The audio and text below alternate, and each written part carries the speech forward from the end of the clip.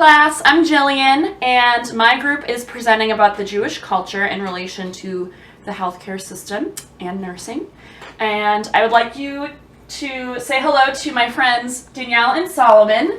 They're coming all the way on Skype from Maine, and I'm interviewing them today because they identify with the Jewish religion and culture, and I wanted to pick their brains for a little bit. So first of all, I just wanted to ask you guys, what sect or denomination of Judaism do you guys identify with? Well, I was raised conservative, at least as my parents, the synagogue they went to identified as conservative. And currently, if we had to pick a place, I don't know, we were into Reconstructionism for a while, and then because there was a synagogue near us that we liked, and now the one we go to is kind of Reform and Reconstruction, and some conservative. It's kind of like a hodgepodge. So my understanding, which is not expert at all, is that conservative Judaism seeks to preserve as much of the law as written in the Torah, and is kind of as fits with kind of contemporary day interpretation. So I think like rabbis can interpret the law. Then I think, but preference is usually given to older interpretations. I don't know, that's complicated. Everything in Judaism seems like it is. Like the joke is 3 people in a room, 7 opinions. So then Reform Judaism started in the 1800s, I want to say, as a response to German culture and an attempt to really like gain more acceptance in Germany. And it was thought like, all right, like we don't need to keep ourselves apart from the rest of the world. Capitalism was kind of bringing people together, and cities were forming, and a lot of diversity and tolerance was kind of the spirit of the times, perhaps. And so Reform Jews really, it's very much looser interpretation. Like some Reform Jews eat pork and all sorts of other unkosher foods. Some Reform Jews, don't. Some Jews, they think that they want to be more strict. There's also the Orthodox religion as well. Right, Orthodox, which is like the word of the Bible as written, as close to the literal interpretation as possible, is what it seems like. But there's various branches of Orthodoxy: Hasidism, Lubavitch, neo-conservative. I don't know. So neo-Orthodox. So obviously we're like in a more modern society now. So for you and your family, I know you said you grew up conservative, but for your own life now, how do you identify in terms of like, I know you said there are some kosher foods and you kind of relate religion into your life. Can you give a little bit of an explanation on that? Like, how does it influence your daily life in terms of people and the way that you think? Well, I just want to say that I grew up Protestant without too much of a connection to religion. So in my relationship with Saul over the past 5-6 years now, I have really come into contact with the Jewish culture. And one of my favorite things about Judaism and the practice in sort of the daily life, is on Friday nights. It's called Shabbat, which is the time when you spend with your family and your friends, and you go over writings and have deep discussions about the world and all the complexities in life and politics or government, whatever the choosing. And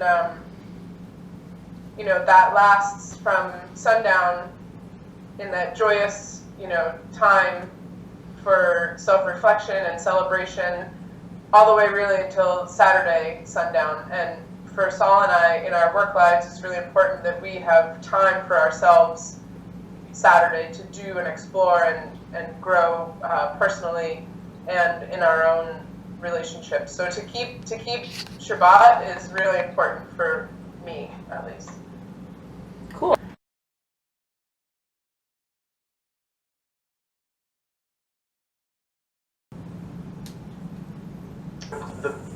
hard for me to say in the U.S. I know for instance, in the Soviet Union, not as recipients of healthcare as people trying to go to medical school. My grandfather had a very hard time with that, and before that, family members, it just wasn't possible.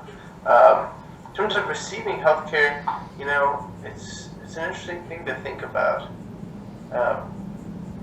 I don't think, maybe circumcision is one. That was going to be where my mind went. Is one of the major issues in terms of, at least for me, I feel like it's not something that's always in the interest of the child, and it seems like, I don't know, something seems immoral about it to make that decision for a baby.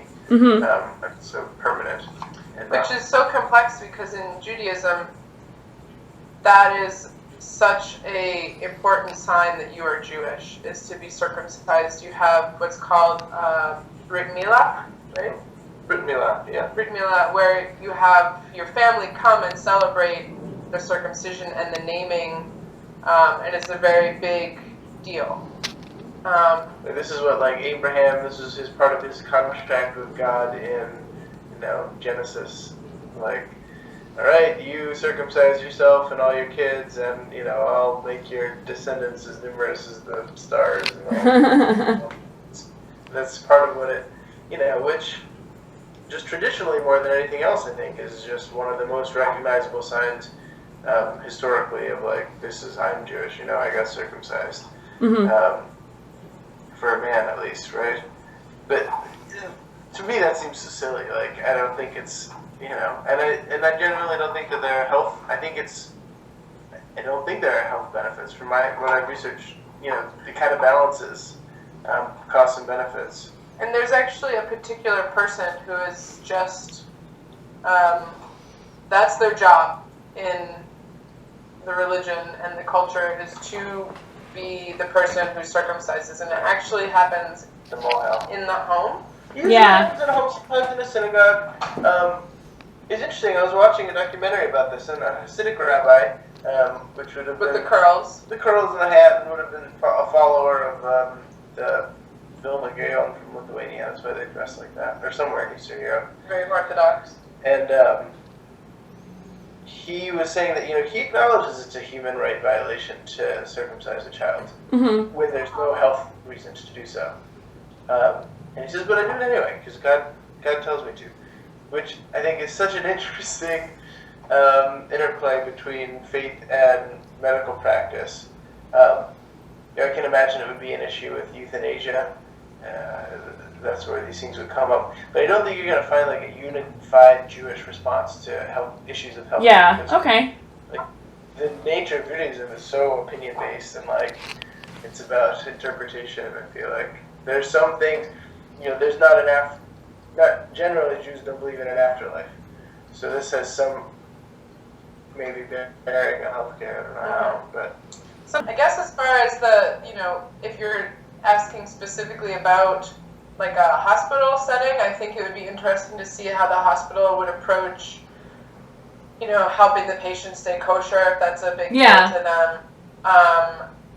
Particularly Saul mentioned there's not really this concept of life after death. One of the practices that I know in Judaism is that someone's actually supposed to stay with the body for a certain number of days afterwards and just sit with them for